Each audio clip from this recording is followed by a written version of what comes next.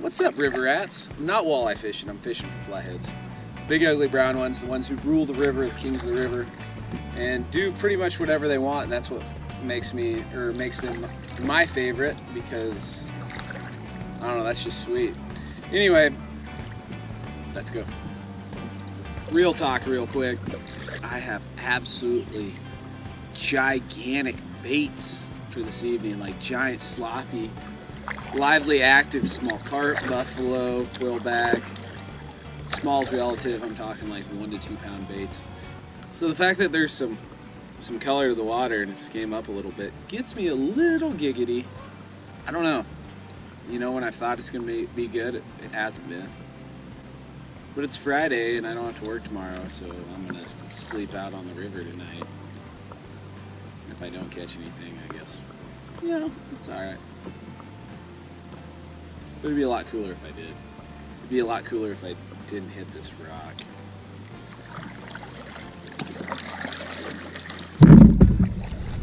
That was my paddle, not a rock. Water 67 degrees. Doesn't sound that bad. It's pretty cold. Oh, that sucks.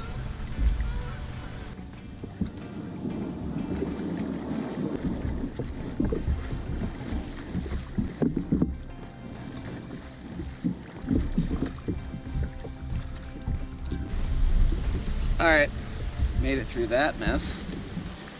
Put my shoes back. So hopefully they don't get wet. Yeah, that was cold. Don't recommend that. Cool weather, leaves falling down, north wind, feels like fall. Decided to leave my fish finder just because, you know, it's extra crap. And I've been down here before and I kind of get the gist of it, but I like to use my redneck depth finder.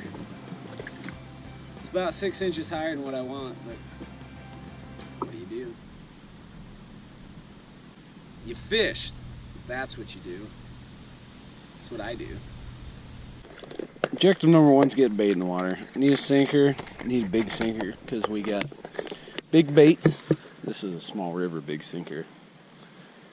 And by big baits, I mean, well, big baits for pretty much anywhere.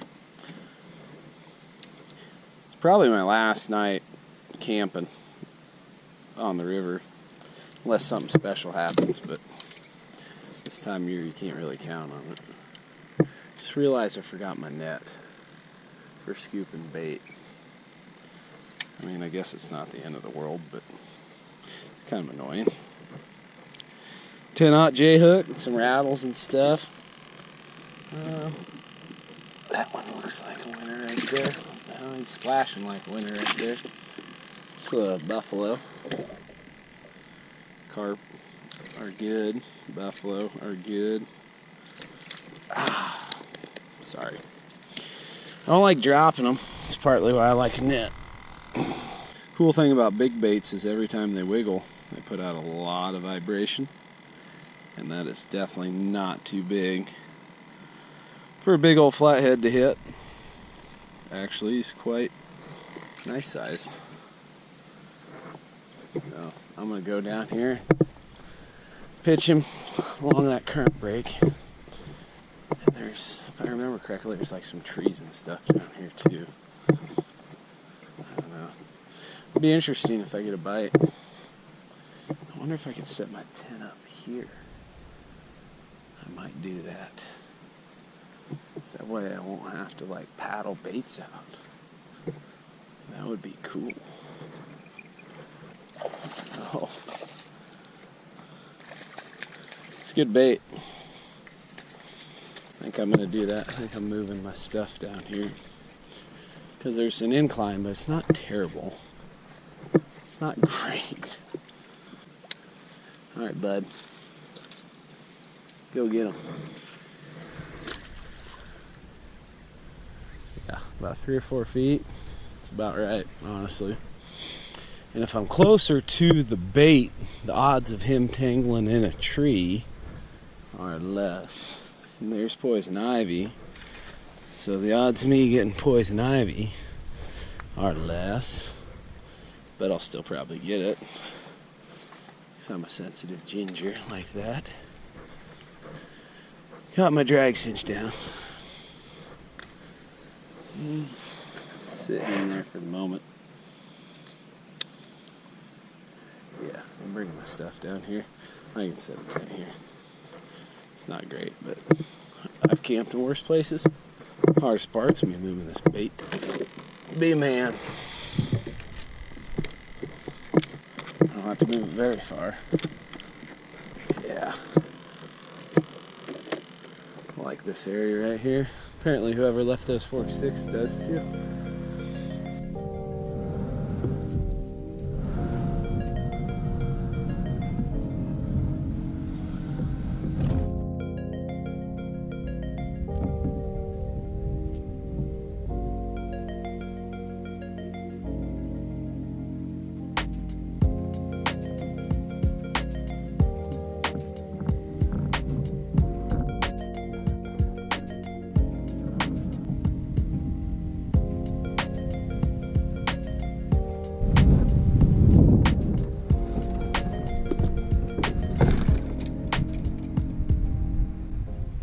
Guess we'll see how this goes.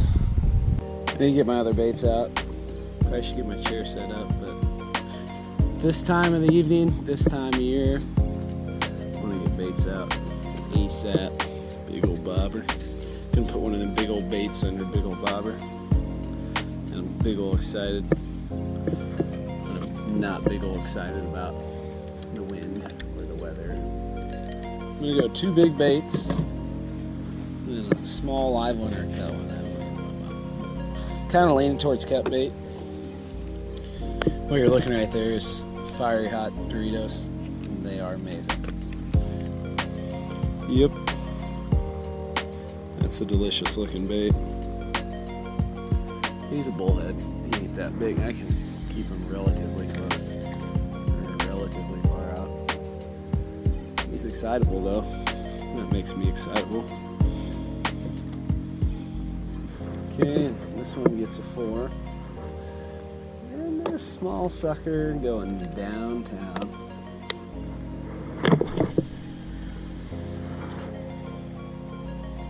And we're fishing. Sweet. Time to get camp set up. We appear to be having some live action on the cut bait, which it's got to be because it's not alive. It started clicking. Turtle o'clock. I don't know. Feel like if it was Flathead to keep rolling. Feel like cooler if it was Flathead. 1 million hours later.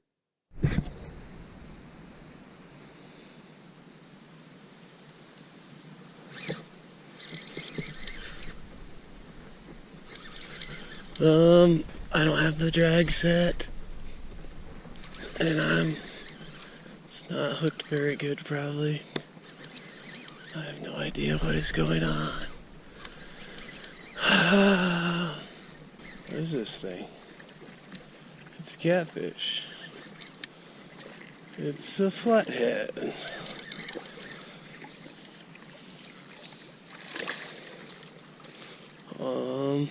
He's got hooked, so I'm gonna eat him. He's not got hooked, but I'm still gonna eat him because he is like perfect eating size. Pretty solid way to wake up. This is a little fella I got woke up to, and he's obviously going on a stringer because I'm gonna eat him. And he's gonna be wonderful. I don't have my stuff to cook him out here, but I'm gonna doctor him up at home.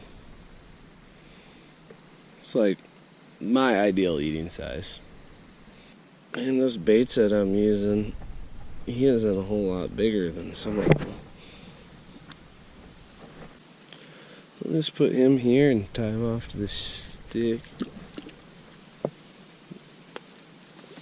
Good a place for him as any.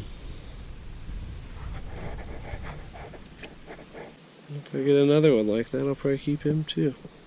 Alright, back to sleep. Good morning, river rats. No more action last night. I think you already know that's what flathead fishing's like. It's a reality situation. They're muskies with whiskers. Need to get camp cleaned up. Then I gotta float down to my truck. Then gotta clean that flathead. Or I gotta just clean them at my truck.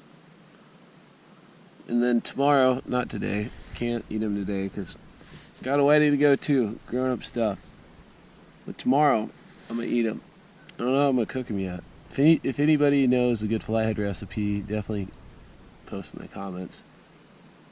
There's been a few people who've posted some already, and I really appreciate it on other videos, not this one because this video is not edited yet. It's not possible to post one. Maura, God, how you so dumb. I'm dumb, not you guys. Anyway, I'm probably gonna go with one of those. One was like using Cheetos as breading. That sounds freaking phenomenal. So probably gonna go that route.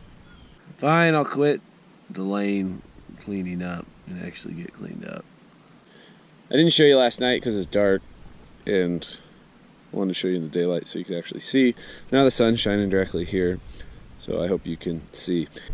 You need to get a wife or a fiance or girlfriend and steal one of their hair ties, or maybe you have hair ties because you have a man bun, or you could just, I guess, go buy hair ties or rubber band. I don't know.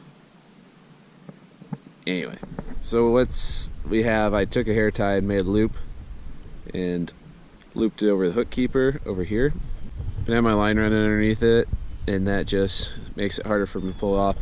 And I made a loop. The bigger, the livelier the bait, the bigger the loop I make. So the idea is that you get it cinched under tight, and he pulls that loop, and then it's still under that rubber band, and that adds more resistance. You can tighten the little knobby bobber. I think that's the technical term. Or the tensioner right here on the old ones, like the old 7000s I have, that seemed to work really well, but on these newer 6500s it doesn't. So I have this hair tie.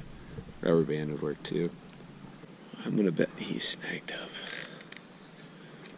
Yep, solid. Did I mention these big live baits like to find snags? Caught me a sticker roll.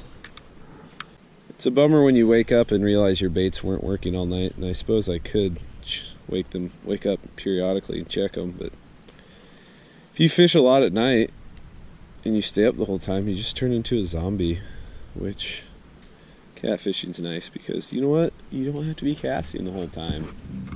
You can get a decent night's sleep and still be a functioning human being in the morning next day, and I need to be because I got stuff I gotta do. If I didn't, I wouldn't be able to do this near as much. I wouldn't have as much fun, and ultimately fun's the whole point you do it, right?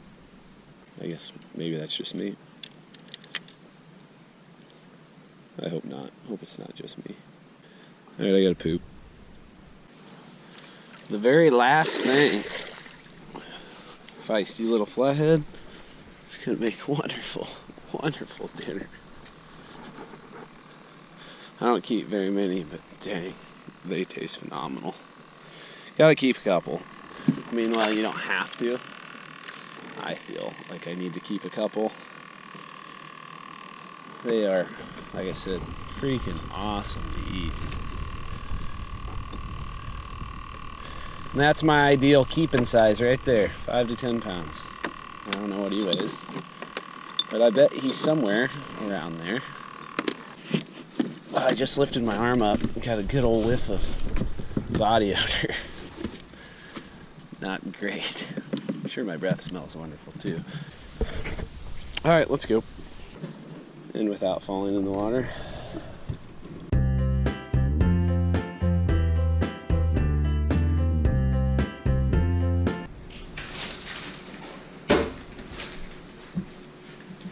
Welcome back to the kitchen. I think it's time to turn that flathead that I caught earlier into a delicious meal. I'm going to turn Cheetos into fish breading. I've never done this before. It was recommended by a dude who was nice enough to share in the comments on one of my videos, and I'm like, I love Cheetos, I love fish, I love spicy things. Let's make it into, I don't know, something good to eat. Yeah. Of all the cuts on a flathead, this is my favorite. This is belly meat. Flatheads, belly meat is good. Oh, it's got grossness on it. I better rinse that off. Anyway, back to where we were. Of all the cuts on a flathead, this is my favorite right here. Channel cats, belly meat's not great. Flatheads, belly meat is like freshwater scallops. Need to pat it dry. Don't want a lot of moisture on it. And then the thing where I feel like a lot of people mess up is they leave this giant chunk of meat and bread it and then cook it, and it gets mushy and gross. So I'm going to cut it into little chunks and turn it into flathead belly meat nuggets, which are phenomenal. I'm a fan of using the biggest knife you absolutely possibly can, just because I feel manlier using it. But anything that's sharp, obviously, will get the job done. Got that part done. Move this off to the side. Wash my hands, make the batter. Now I'm not going to use all these Cheetos because I'm going to eat some. Pretty good. So I'm going to take the ones that I'm going to use for this and put them in a baggie and crunch them up that way. And I'll put them in a bowl. And then I'm going to have 3 bowls. One's going to be flour. Then I'm going to do an egg milk wash. Then I'm going to coat it with the crunched up Cheetos. And I'm kind of excited. There's probably a better way of doing this. I just never done it before. So here we are. I envision this being a lot faster. I don't know. We'll see how that works. Still some big pieces in there, but we'll make do.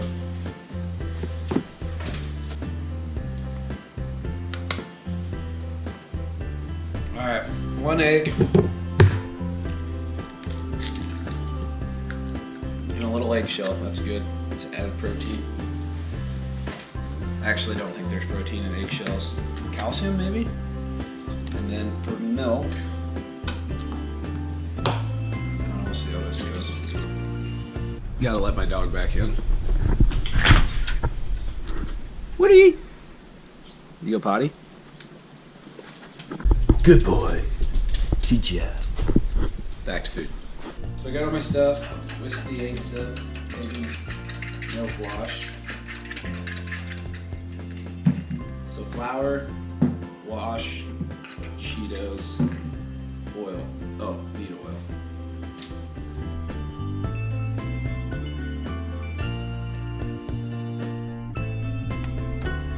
Definitely high. Get it hot.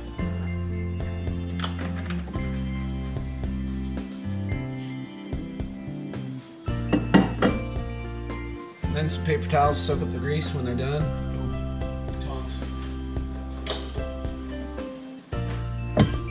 Ready. Alright, back to what I was doing. I got my assembly line set up. Flour. Wash. Cheetos. Oh, those look like nuclear reactive. Kind of like it. They look phenomenal. Let's throw them in the skillet. It appears they're burning. This may not have been a good idea. Round 1 fail. Must have been too hot. And that's my fire alarm. Well, I think it's safe to say I'm never going to have a cooking show. So let's try this again on a little less heat. But are these edible? I don't mind crispy.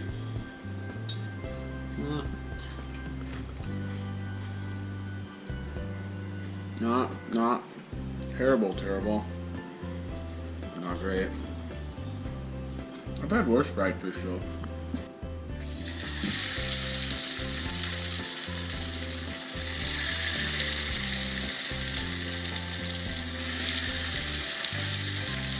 They brown up pretty quick. And by brown up quick, I mean they turn black pretty quick.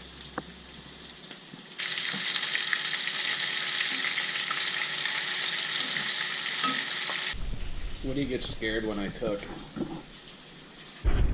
These look much better. Hot. The true test, second round.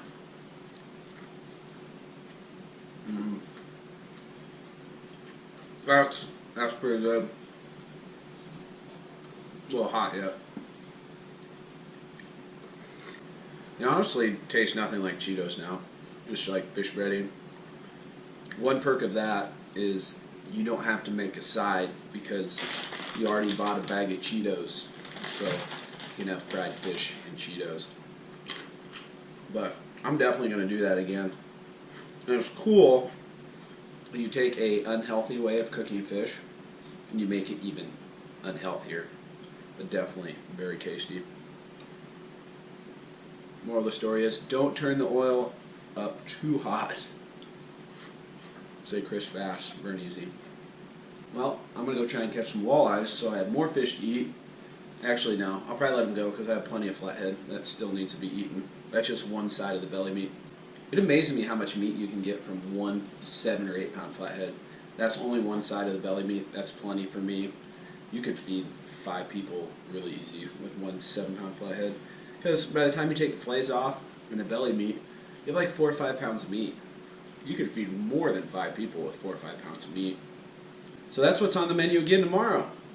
Hope you enjoyed the video. If you like this cooking stuff, definitely hit the like button and let me know in the comments because I'll do more of it. You don't have to twist my arm too much to eat food. So, hope you enjoyed it. Really do. Thanks for watching. Hope you catch you on it.